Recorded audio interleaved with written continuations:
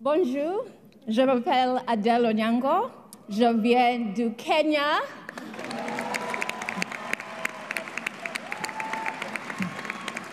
And that is exactly as far as my French will take me. So, I'm really honored and happy to be here today because I think it is no secret that the current relationship between Africa and France is complicated. And in order for us to build a relationship that addresses issues that affect not only Africa, not only France, but the globe, then it's important for us to interrogate this very complicated relationship and ask ourselves three things. One, what is not efficient? Two, what is not ethical? Three, where do we see integrity gaps? Y a-t-il des carences en matière d'intégrité? Et pour faire ces trois choses, il va falloir être franc. Il faut recourir à une franchise brutale. L'histoire de la colonisation est très importante et c'est compréhensible. Important pour l'Afrique.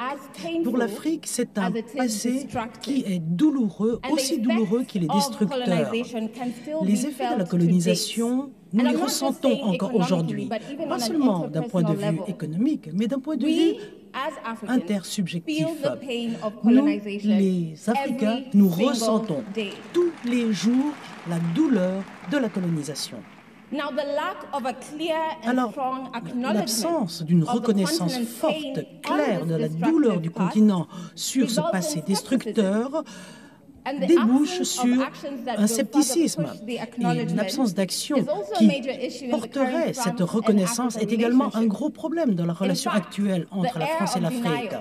Ce déni dans lequel la France se complaît est inconfortable pour l'Afrique et pour la France également. Et cela ne fait de bien à personne, ni aux uns ni aux autres. Comment pouvez-vous accorder votre confiance à ceux qui sont la source de votre douleur lorsque ces premiers ne reconnaissent même pas le fait d'en être la source? Et tout cela débouche sur un scepticisme. Scepticisme quant à ce que représente la France.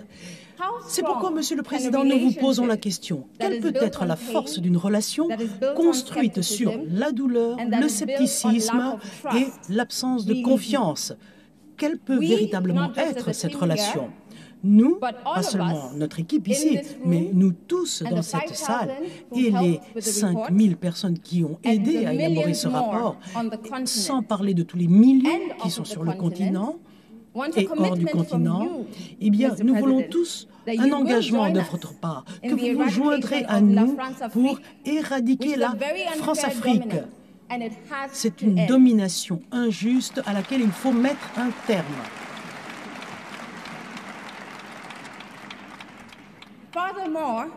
De plus, la compréhension véritable de ce que la France représente et la perte de confiance dans ce qu'elle représente est alimentée par une collaboration qui est poursuivie avec des agences, des leaders ou des individus qui sont loin d'être des modèles d'intégrité, alors que d'autre part, on continue à affirmer, à prétendre que l'on défend les droits humains.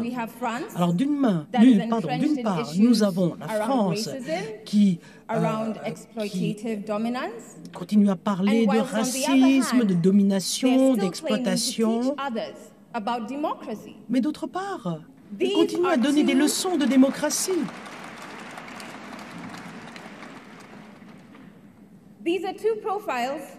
Alors voilà deux profils qu'on ne peut pas présenter sur la même face. Et pourtant, c'est ce qui se passe. Et nous trouvons que c'est arrogant.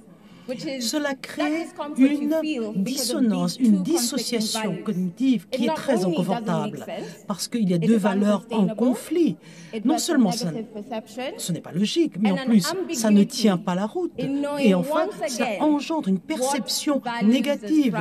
Et cela ne permet pas de savoir ce que la France représente.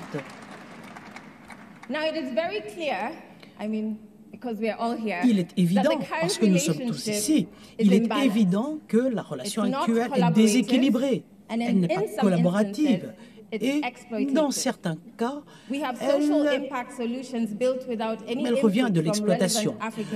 Nous avons des